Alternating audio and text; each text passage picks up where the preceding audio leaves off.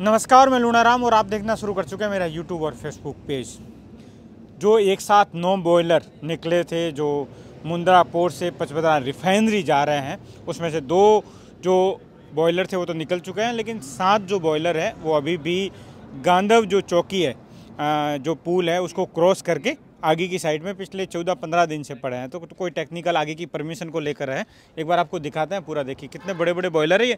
जिस तरीके से पचपदरा में रिफाइनरी का जो काम है वो तेज़ी से हो रहा है, उतनी ही तेज़ी से लगातार जो मशीनरी है वो गुजरात और अन्य जगहों से पहुंच रही है। और इसी को लेकर ये देखिए बड़े बड़े बॉयलर है, काफ़ी साइज और वज़न भी इनका बहुत ज़्यादा है।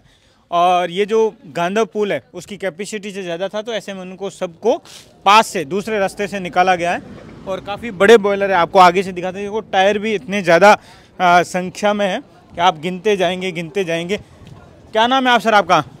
राजेश सिंह। राजेश सिंह जी, कहाँ से? मुंद्रा पोर्ट से आए थे? मुंद्रा पोर्ट से आ रहे हैं। यहाँ कितने 14-15 दिन हो गए? हाँ, वही 12-13 दिन हो गए यहाँ पे पड़े। आगे कोई दिक्कत आ रही है? अब वो सुपरवाइजर लोग जानते हैं, हम लोग नहीं जानते। तो टेक्निकल कोई परमिशन को लेकर बात है, उसके कारण अभी तक आगे क्लियर नहीं हो पाई, तो यहाँ रुके हुए हैं। ये देखिए कितने बड़े बॉयलर नीचे, तो टायर आप गिनते ही जाएंगे उतने बड़ी संख्या में। तो इसके टायर ही हैं, एक बार टायर दिखा लीजिए पूरे। और वज़न भी बहुत ज़्यादा है और अलग अलग तरह के अलग अलग साइज और वज़न के बॉयलर हैं। टोटल 7 के करीब हैं। 9 थे पहले, बताया जा रहा है कि 7 अभी रुके हुए हैं। और ये देखिए पहले बॉयलर की आप साइज़ देखिए, क्या वज़न और कितनी बड़ी हाइट के बॉयलर हैं। ये तमाम जो है वो पचपदरा रिफाइनरी में लगने हैं। ये देखो ये जो कंट्रोलर है ये इनका पूरा पीछे से कंट्रोल होता है, जो मैंने पहले भी आपको वीडियो में बताया ही था। ये पूरा पीछे से इन्हें ऑपरेट करते हैं, और जो टायरों को मोड़ने में कहीं पे, क्योंकि बहुत बड़ी संख्या में, एक तो क्या होता है बॉयलर संख्या में भी ज़्यादा है, और दूसरा क्या है कि एक तो संख्या भी ज़्यादा है, और दूसरा ये जब लंबाई ज़्यादा होती है तो इसी से मुड़ते हैं। कैसे हैं आप सर? और बढ़िया है। तो आप बताइए कितने दिन हो गए? 14-15 दिन हो गए यहाँ पे? यहाँ पर 10 दिन हो गए। 10 दिन हो गए। क्या दिक्कत आ रही है? कोई दिक्कत नहीं है। आगे परमिशन नहीं मिल पाई है? हाँ, कोई ड्रेनेज का काम चल रहा है, वो कल तक कंप्लीट हो जाएगा। कल के बाद में आप हाँ, निकलेंगे? हाँ। कितने यहाँ पे 9 के 9 रुके हुए हैं या 7? 7 2 निकल गए। हाँ, 2 आगे निकल गए। बराबर। तो चलो ठीक है, तो टेक्निकल चीज़ बता दीजिए। आइए, पहले भी आपसे बात की थी। और इस पूरे को ये देखते हैं, सुपरवाइजर है, क्या नाम था सर? परवीन शर्मा। परवीन जी है। और पूरा ये देखते हैं सर। एक तो देखिए ये जो चीज़ें होती है ये पूरा ऑपरेट करते हैं, इसी से होता है पूरा। ये जो हाइड्रोलॉजिक है, ठीक है, मोड़ने में दिक्कत नहीं हो इसलिए मोड़ते पूरा उसी का। ये सबसे ज़्यादा वजन किसका होगा? सब 200 के आसपास है। 200 टन? हाँ, 200 टन लगभग सब 200 टन के ही है। हाँ, 200-250 बस।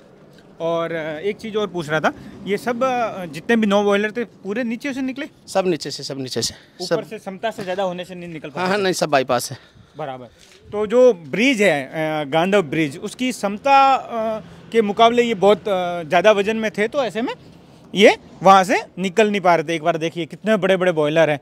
कुछ सर इसकी टेक्निकल चीज़ बताइए। इनको एक तो खींचने में एक ही वॉल्वो चलता है या 2 लगाने होते हैं? जैसे वेट होता है उस हिसाब से 1, 2, 3 भी लगाना पड़ जाता है। तो एक वॉल्वो कितना खींच लेता है? 300 टन।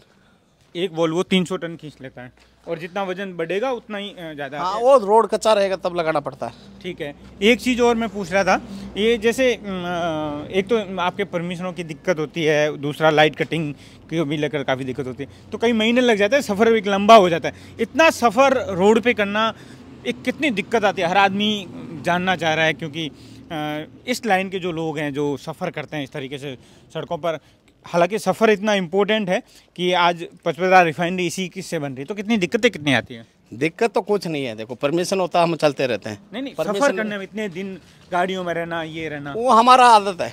हाँ, आदत पड़ गया। हाँ, बराबर। चुनौतियाँ तो है, लेकिन आपने सामना करना सीख लिया। हाँ, बराबर। परम सिंह जी कहाँ के रहने वाले हैं? मैं झुंझुनू राजस्थान के ही रहने वाला है। ये देखो, ये मेरे हिसाब से सबसे लास्ट का बॉयलर है। हाँ। क्या इसका कितना वजन होगा सर? इसका 150। ये 150, मतलब 150 से लेकर 200-250 तक है। हाँ जी। बराबर। ये एक बार दिखा लेते हैं आपको बॉयलर। ये सब बॉयलर नीचे से आए हैं, कोई ऊपर से तो आए नहीं? नहीं, सब नीचे से। बराबर। तो क्या आप बताया था, ऊपर से कोई क्षमता नहीं थी या फिर आपने नहीं सोचा कि अपना बाईपास बनाया था इसलिए नीचे से डाल दिया सबको? बराबर, आपने खुद ने बाईपास बनाया था? हाँ।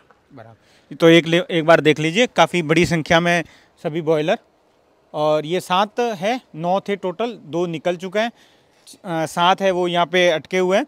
अब बताया जा रहा है कि कल तक शायद परमिशन की जो भी आगे की फॉर्मेलिटी है वो पूरी हो जाएगी। उसके बाद में ये तमाम जो बॉयलर है वो निकलेंगे। इनके टायर भी बहुत बड़ी संख्या में है, क्योंकि इनका जो वज़न है वो झेलने के लिए जो नीचे की जो सैसिस होती है वो मजबूत होती है, और उसी के बलबूते पर ये जो सफ़र है तय होता है, क्योंकि कई महीने लग जाते हैं मुंद्रा पोर्ट से पचपदरा तक पहुंचने में, 3-3, 4-4 महीने लग जाते हैं। तो ये कंटिन्यू जो सफ़र है वो चुनौतीपूर्ण है। इतने लंबाई वाले जो बॉयलर होते हैं उन्हें मोड़ना, उन्हें खींचना, अगर पूल है तो उनके पास से निकालना, कितनी चुनौतियाँ तो बहुत है, लेकिन इन चुनौतियों को पार करते हुए यहाँ तक पहुँच चुके हैं। अभी ये गांधव जो पुल है ब्रिज के जस्ट आगे खड़े हैं, और अब आगे की जो परमिशन है और आगे की जो सिस्टम जब इनके अलाउड हो जाएगा तो आगे ये पचपदरा रिफाइनरी तक का सफ़र है वो तय करेंगे। तो मैं आपका साथी लूनाराम, बाड़मेर।